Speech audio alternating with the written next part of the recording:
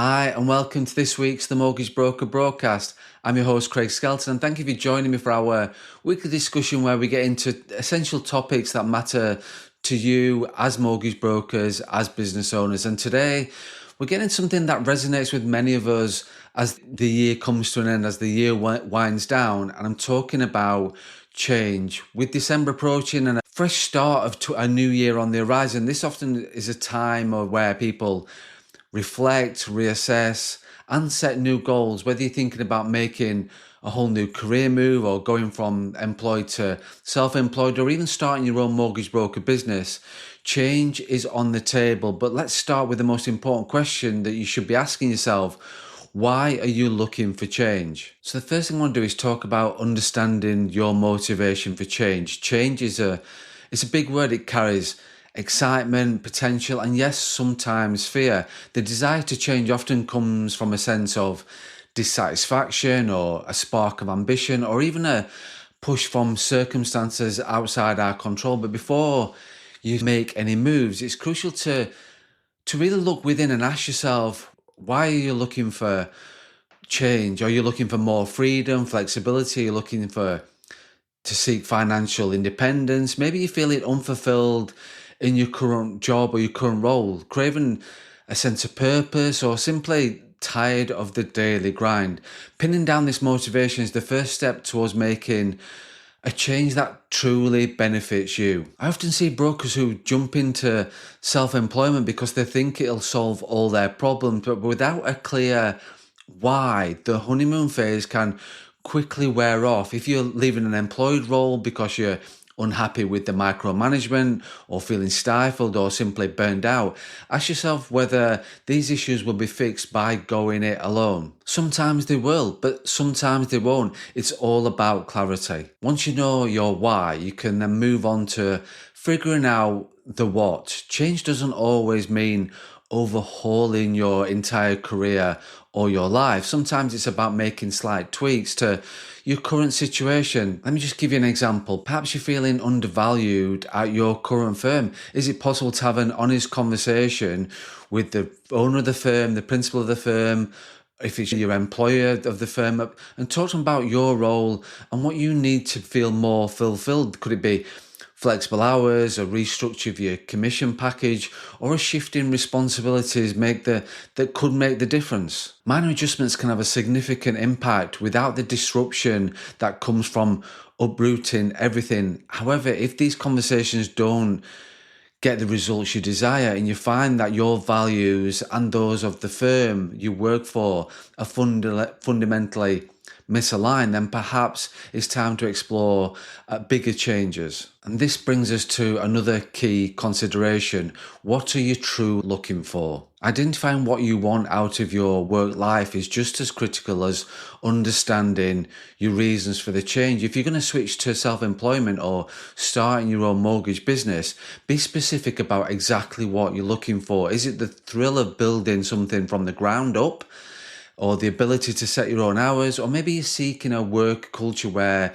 your ideas can flourish without all the hidden agenda. Clarity here will save you loads of headaches later. I've seen far too many brokers leave their firms without understanding what they truly wanted, and they end up just as unhappy in the new role or the new business as they was before. They realised too late that self-employment requires a ton of discipline, resilience, and self-motivation.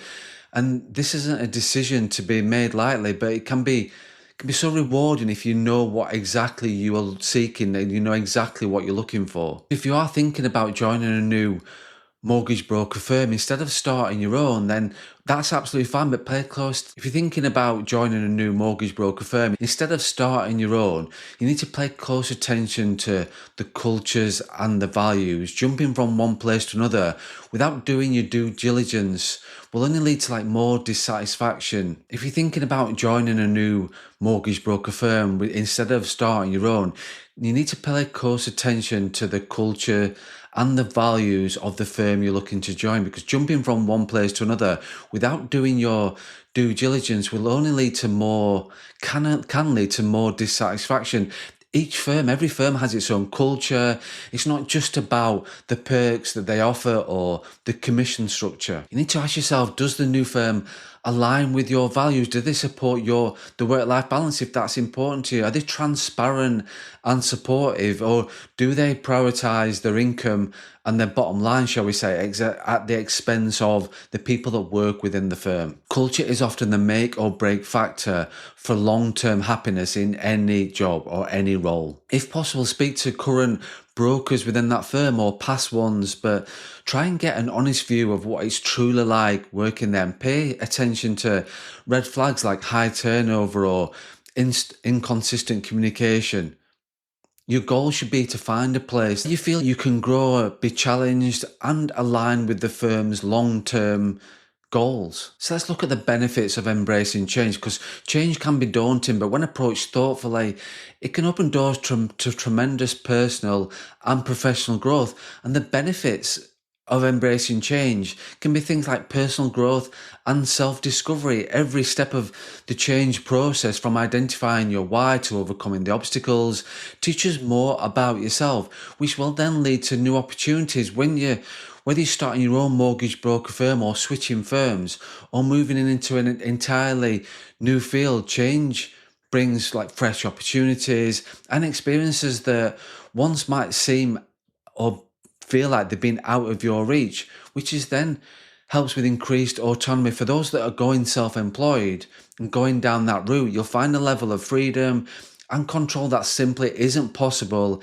in an employed role. Yes, there'll be challenges with self-employment, absolutely, but they will come with new levels of growth too. The key to all this is to stay grounded to your motivation and keep sight of what you are trying to achieve. So let's look at the flip side of this. On the flip side of this, getting change wrong can be costly, not only financially, but emotionally too. Making impulsive changes without fully understanding your motivation, your needs, and the culture of a new firm can lead to disappointment. You might find yourself more stressed, less fulfilled, and facing the same issues that you tried to leave behind. Financial risks as well are also so real. Starting your own business without a clear plan or cash flow can put immense strain on you and your family too. That's why reflection, research, and planning are so crucial before making any major moves. Let's get practical. If you've listened this far and are serious about making a change, here's a step-by-step process that you can follow. The first thing to do is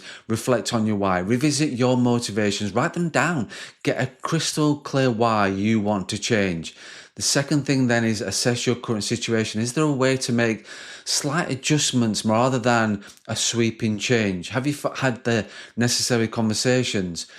Third thing is then define what you want. Make a list of your non-negotiables and the must-haves for any new role or new business you're wanting to join. Then the fourth thing is research thoroughly. If you're considering a new firm, dig into their culture. For self-employment, speak about those who have made that leap from employed to self-employed and listen to their experiences. And the fifth thing is plan for financial and emotional realities. Be realistic about challenges and prepare accordingly. And the last thing is take action. Once you've prepared, take the leap. Change requires courage. So be brave. Change is never easy, but it's often necessary for growth and fulfillment. As the year comes to a close, take the time to reflect on what you want for the year ahead. Be honest with yourself, make a plan, and then have that courage to act on it. Remember, you're not alone in this journey. There are plenty of brokers out there, business owners, who will have no issues with you reaching out to get help, support, but most importantly, encourage you every step of the way. So that's it. That's this week's The Mortgage Broker Broadcast. Thank you for listening. Thank you for watching. If you found today's episode helpful, please subscribe, leave a review, and share it with anyone that you think could benefit. If you are considering becoming a self-employed mortgage broker, or looking to start your own mortgage broker brand and business, or looking to accelerate your growth of your existing business, visit my website, craigskelton.co.uk, or get in touch and let's explore how I can support you to achieve your goals now and in the future. Stay motivated, stay positive, stay focused, and don't forget to run your own race.